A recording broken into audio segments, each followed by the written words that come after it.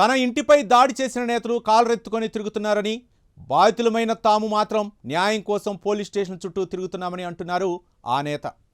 సాక్ష్యాధారాలు సమర్పించిన పోలీసుల్లో చలనం లేదని చెబుతున్నారు. అధికార పార్టీకి పోలీసులు తొత్తులుగా మారారని ఆగ్రహం వ్యక్తం చేస్తున్నారు. తన ఇంటిపై అమానుషంగా దాడి చేసిన వారిపై చట్టపరమైన చర్యలు తీసుకున్నంత వరకు తన పోరాటం ఆగదంటున్నారు.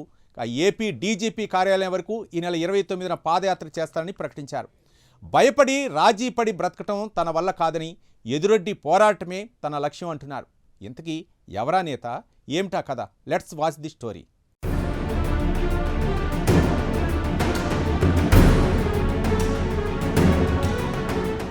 రాజకీయ చదరంగంలో ఎత్తులకు పై ఎత్తులు వేయడం కామన్. కానీ ఏపీలో మాజీ మంత్రి అంబటి రాంబాబు ఎపిసోడ్ డైలీ సీరియల్లా మారింది. రోజుకో ట్విస్ట్తో సరికొత్త చర్చకు దారితీస్తోంది. సీఎం చంద్రబాబుపై ఆయన చేసిన ఒకే ఒక్క కమెంట్ రాష్ట్ర రాజకీయాల్లో ప్రకంపనలు సృష్టించింది. అయితే రాజకీయ ప్రత్యర్థులపై ఆరోపణలు చేయడం వేరు, కానీ హద్దు అదుపు లేకుండా నోటికొచ్చినట్టు మాట్లాడి పార్టీ అధినేత వద్ద మార్కులు కొట్టేందుకు ప్రయత్నించడం ఏంటన్న చర్చ జరుగుతోంది.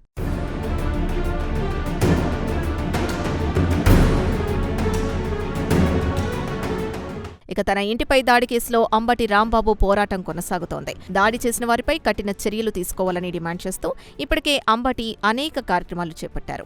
ఎస్పీకి ఫిర్యాదు చేయడంతో పాటు కలెక్టరేట్ ఎదుట ఒక్కరోజు దీక్ష చేశారు. అయినా పోలీసులు స్పందించకపోవడంతో ఇప్పుడు డీజీపీ కార్యాలయం వరకు పాదయాత్ర చేసేందుకు సిద్ధమయ్యారు. ఈ నెల 29వ తేదీన గుంటూరు నుండి డీజీపీ ఆఫీస్ వరకు పాదయాత్ర చేయనున్నట్టు ఆయన ప్రకటించారు. కూటమి ప్రభుత్వం నిర్దిష్టమైన చర్యలు తీసుకునే వరకు తన పోరాటం ఆగదంటున్నారు.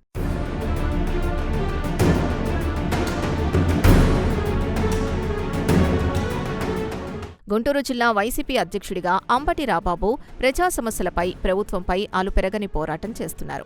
ఒకవైపు ప్రజా సమస్యలు, మరొకవైపు తన ఇంటిపై దాడి కేసులోనూ ఆందోళన కార్యక్రమాలు నిర్వహిస్తున్నారు. ఈ ఏడాది జనవరి 31వ తేదీన సీఎం చంద్రబాబుపై అనుచిత వ్యాఖ్యలు చేశారంటూ అంబటి ఇంటిపై టీడీపీ కార్యకర్తలు, నేతలు, అభిమానులు దాడులు చేశారు.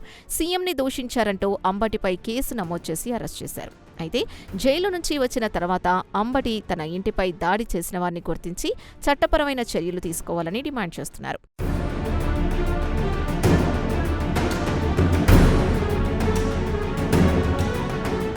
పట్టాభిపురం పోలీస్ స్టేషన్లో తూతూ మంత్రంగా కేసు నమోదు చేసి ఇప్పటివరకు ఎవరినీ అరెస్ట్ చేయలేదంటూ ఆరోపిస్తూ వస్తున్నారు.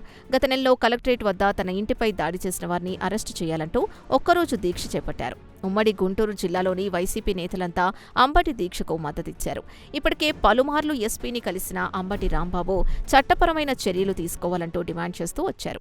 ఒకవైపు డీఎస్సీ అక్రమాలపై క్షేత్రస్థాయి పోరాటం చేస్తూనే మరొకవైపు తన ఇంటిపై దాడి అంశంలో పోరాటాన్ని కొనసాగిస్తున్నారు. పోలీసులు సరైన చర్యలు తీసుకోలేదని ఆరోపిస్తూ ఈ నెల 29వ తేదీన పాదయాత్రకు సిద్ధమయ్యారు. గుంటూరులోని తన నివాసం నుండి డీజీపీ కార్యాలయం వరకు పాదయాత్ర చేయనున్నట్లు ఆయన ప్రకటించారు.